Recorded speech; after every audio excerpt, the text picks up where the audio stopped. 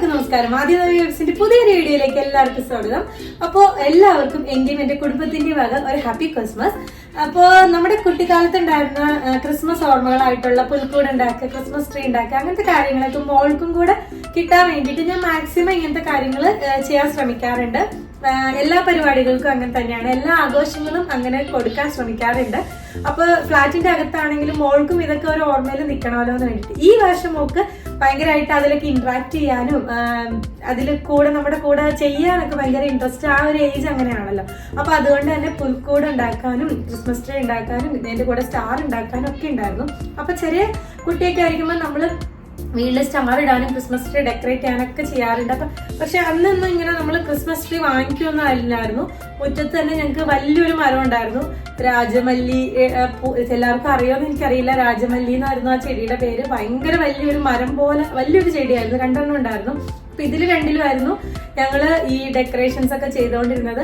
അതുപോലെ പുൽക്കൂടൊക്കെ ആണെങ്കിലും വൈക്കോലും പുല്ലൊക്കെ ഉണങ്ങിയ പുല്ലൊക്കെ പറിച്ചിട്ട് വന്നിട്ട് പുൽക്കൂട് ഉണ്ടാക്കും. അതിൽ രൂപങ്ങളൊക്കെ നമ്മൾ മണ്ണിൽ കുഴച്ചൊക്കെ ചെറിയ രൂപങ്ങൾ ഉണ്ടാക്കും, അങ്ങനെയൊക്കെ ചെയ്യായിരുന്നു. അതുപോലെ ഈ ഡെക്കറേഷൻസിന് വേണ്ടിയിട്ട് മാർക്കറ്റിൽ നിന്ന് നമ്മൾ ക്രേപ്പ് പേപ്പറിന്റെ റിബൺ പോലത്തെ ഇത് കിട്ടുമല്ലോ, അതുകൊണ്ടൊക്കെ സ്കൂളിൽ ഭയങ്കര രസമായിരുന്നല്ലോ ക്രിസ്മസ് സെലിബ്രേഷൻ എന്ന് പറഞ്ഞാൽ. ആ റിബണൊക്കെ വെച്ച് അലങ്കരിച്ച് ബലൂണൊക്കെ കെട്ടി ട്രീ അങ്ങനെയായിരുന്നു ഉണ്ടാക്കിക്കൊണ്ടിരുന്നത്. അതുപോലെ സ്റ്റാറും ഇതുപോലെ ലൈറ്റ് ഒക്കെ ഇട്ട് ആ ഒരു സമയം എന്ന് പറഞ്ഞിട്ടുണ്ടെങ്കിൽ ഭയങ്കര രസമാണല്ലോ.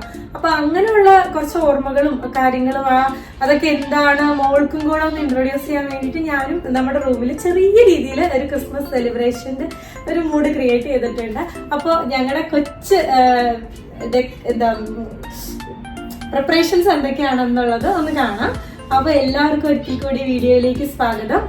വീഡിയോ ഇഷ്ടപ്പെട്ട സബ്സ്ക്രൈബ് ചെയ്യുക, ലൈക്ക് ചെയ്യുക, ഷെയർ ചെയ്യുക. അപ്പോൾ നമുക്ക് വീഡിയോയിലേക്ക് കിടക്കാം. അപ്പോൾ ആദ്യം തന്നെ സ്റ്റാറൊക്കെ ഉണ്ടാക്കാൻ വേണ്ടിയിട്ട് ഞങ്ങൾ കുറേ പഴയ യൂസ്ഡ് പേപ്പേഴ്സാണ് എടുത്തത്. അതും ഗ്ലൂ മാത്രം മതി. ഇതുപോലെ ഒന്ന് മടക്കി കൊടുത്തിട്ട് എല്ലാം കൂടെ കൂട്ടി ഒന്ന് ഗ്ലൂ വെച്ച് ഒട്ടിച്ചെടുത്തു. അതിനുശേഷം കുറച്ച് നേരം വെയിറ്റ് ചെയ്ത് കഴിഞ്ഞപ്പോഴത്തേക്ക് എല്ലാം ഒട്ടിയിട്ടുണ്ട്. ഇതുപോലെ തുറന്ന് നോക്കിയപ്പോൾ സ്റ്റാർ ആയിട്ടുണ്ട്. അപ്പോൾ ഇങ്ങനെയായിരുന്നു ഫൈനൽ ലുക്ക് വന്നത്. പിന്നെ ഞാനത് കളർ അടിക്കാമെന്ന് ഓർത്തു. അപ്പോൾ ആൾ ചാടി കയറി വന്നിട്ട് പറഞ്ഞു എൻ്റെ കളറാണെന്ന് പറഞ്ഞു. പിന്നെ എനിക്ക് വേറെ ഓപ്ഷൻ ഉണ്ടായിരുന്നില്ല. എൻ്റെ കയ്യിൽ ഇപ്പോൾ തൽക്കാലം ഈ ഒരു colour silver colour spray paint ഉണ്ടായിരുന്നുള്ളൂ. മോള് കാണാതെ ഞാനത് ബാൽക്കണി പോയിട്ട് അടിച്ചു. കാരണം അത് മോളുടെ മുമ്പിൽ വെച്ച് അടിക്കാൻ പറ്റില്ലല്ലോ. ആ ഒരു സമയമായപ്പോഴത്തേക്ക് ആൾ അവിടെ ഉണ്ടായിരുന്ന ആ പെയിൻറ്റൊക്കെ ഇതുപോലെ രൂപത്തിലാക്കിയിട്ടുണ്ടായിരുന്നു.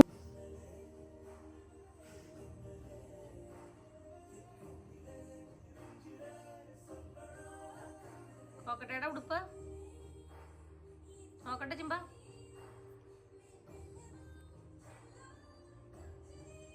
സ്റ്റാറിലാണോ മോനാണോ കളർ അടിച്ചത്? സ്റ്റാറിനെ അടിച്ചോ?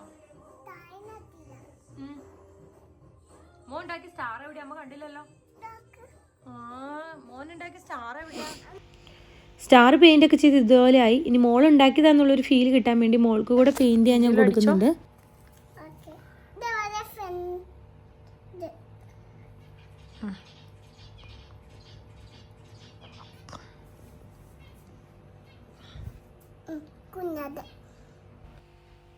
ഇനി പുൽക്കൂടിൻ്റെ പരിപാടിയാണ്. ഡെലിവറി വന്നൊരു കാർട്ടൺ ബോക്സും തെർമോക്കോളും എടുത്തിട്ടുണ്ട്. അപ്പോൾ കാർട്ടൺ ബോക്സിൻ്റെ മുകളിൽ തെർമോക്കോൾ ഇതുപോലെ ഒന്ന് ഒട്ടിച്ച് കൊടുത്തിട്ട് ഒരു പഴയ ആക്സോ ബ്ലേഡ് ഒന്ന് ചൂടാക്കിയിട്ട് ഞാൻ അതുപോലെ ഒന്ന് മുറിച്ച് കൊടുക്കുന്നുണ്ട്. ആ ബ്രിക്കിൻ്റെ ഇഫക്റ്റൊക്കെ അതുപോലെ വരഞ്ഞു കൊടുക്കുന്നുണ്ട്. മോൾ ഉറങ്ങിയ സമയത്ത് പെട്ടെന്ന് ചെയ്തതാണിത്. കാരണം തെർമോക്കോൾ ആ ഉരുക്കുന്ന സ്മെല്ലൊന്നും കിട്ടാതിരിക്കാൻ കിച്ചണിലെ ബാൽക്കണി തുറന്നിട്ടിട്ടാണ് ഞാൻ ചെയ്തത്. അതുപോലെ പെയിൻറ്റ് ചെയ്തുകൊണ്ടിരുന്ന സമയത്ത് കറക്റ്റ് സമയത്ത് മോൾ എഴുന്നേറ്റു. പിന്നെ പെയിൻറ്റ് ചെയ്യാനായിട്ട് മോൾക്ക് കൊടുത്തതാണ് കേട്ടോ. ആ റൂഫിൽ അടിച്ചിരിക്കുന്ന മഞ്ഞ ആ പീസ് മോൾക്കായിട്ട് ഞാൻ കൊടുത്തതാണ് പെയിൻറ്റ് ചെയ്യാനായിട്ട്.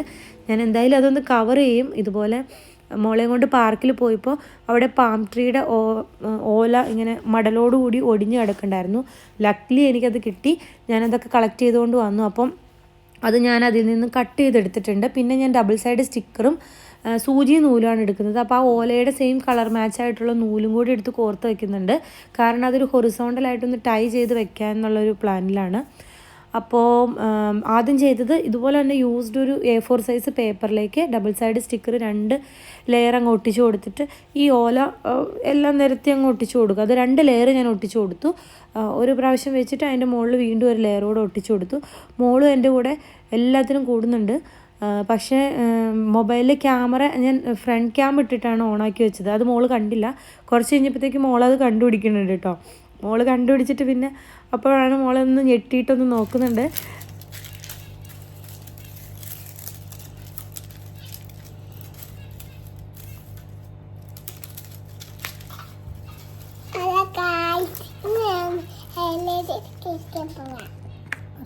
പറഞ്ഞോ, എന്ത് ചെയ്യാൻ പോവാ? പുൽക്കൂടുണ്ടാക്കാൻ പോവാ. മോ എന്തിട്ടാക്കാൻ പോണോ നമുക്ക് മനസ്സിലായില്ല, ഒന്നുകൂടെ പറഞ്ഞു. ഇപ്പൊ എന്താ കയ്യിലിരിക്കണേ? അതുകൊണ്ട് മോൻ എന്തുണ്ടാക്കിയ?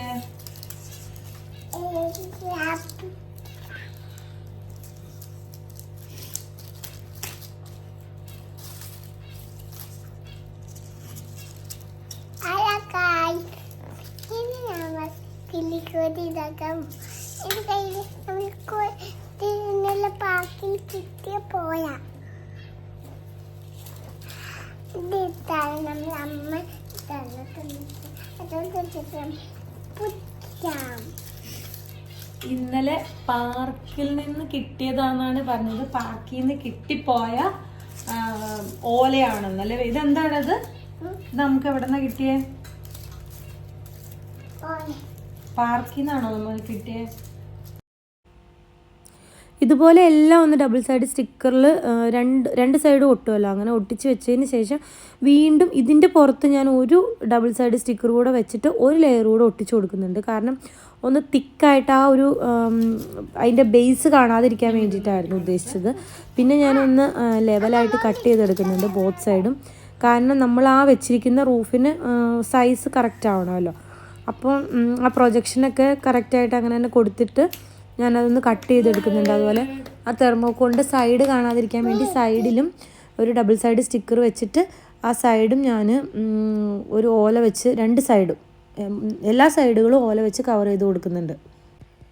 എനിക്കിങ്ങനെ കാര്യങ്ങൾ ചെയ്യാൻ വേണ്ടിയിട്ട് ഭയങ്കരമായ ക്ഷമയൊന്നുമില്ല. എനിക്ക് പെട്ടെന്ന് റിസൾട്ട് കിട്ടണം എന്നുള്ളൊരു മൈൻഡാണ് കേട്ടോ. എനിക്ക് ഒരുപാട് ടൈം എടുത്ത് ഒരു റിസൾട്ടിലേക്ക് എത്തുന്നതിനേക്കാളും എനിക്ക് പെട്ടെന്ന് കുറച്ചുകൂടെ ക്ഷമയായിട്ട് നല്ല രീതിയിലൊക്കെ ഈ ഓല കൊണ്ട് നല്ല ഭംഗിയായിട്ടൊക്കെ ചെയ്യാമായിരിക്കാം. പക്ഷേ എനിക്ക് പെട്ടെന്ന് റിസൾട്ട് കിട്ടണ പോലത്തെ പണിയെടുക്കുന്ന പരിപാടികളാണ് എനിക്ക് കൂടുതലിഷ്ടം. അപ്പം ഞാൻ ഇതാ സൂചിയും നൂലും കോർത്തെടുത്തിട്ട് ആ പേപ്പറിലേക്ക് അതിനെ ഹൊറിസോണ്ടലായിട്ടൊരു ടൈക്ക് വേണ്ടിയിട്ട് തുന്നി പിടിപ്പിക്കുന്നുണ്ട്. പിന്നെ ചെയ്തത് ആ റൂഫ് തെർമോക്കോളിലും ഡബിൾ സൈഡ് സ്റ്റിക്കർ വെച്ചു. ഫുൾ ഡബിൾ സൈഡ് സ്റ്റിക്കറിൻ്റെ ഒരു കളിയാണ്.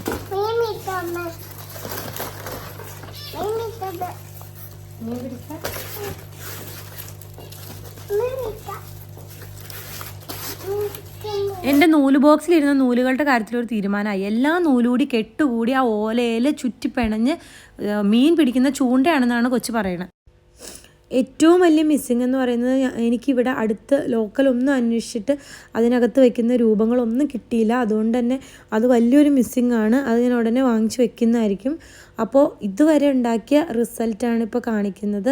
നേരത്തെ ചെയ്തു വെച്ചല്ലോ, ഒരു ഡിസംബർ ഒരു ഫസ്റ്റ് വീക്ക് തന്നെ ഇതൊക്കെ ചെയ്തിട്ടുണ്ടായിരുന്നു. അപ്പോൾ ഇഷ്ടപ്പെട്ടെങ്കിൽ എല്ലാവരും അഭിപ്രായങ്ങൾ അറിയിക്കുക. അതുവരേക്കും ടാറ്റാ ബൈ ബൈ. എല്ലാവർക്കും അഡ്വാൻസ് ഹാപ്പി ക്രിസ്മസ്.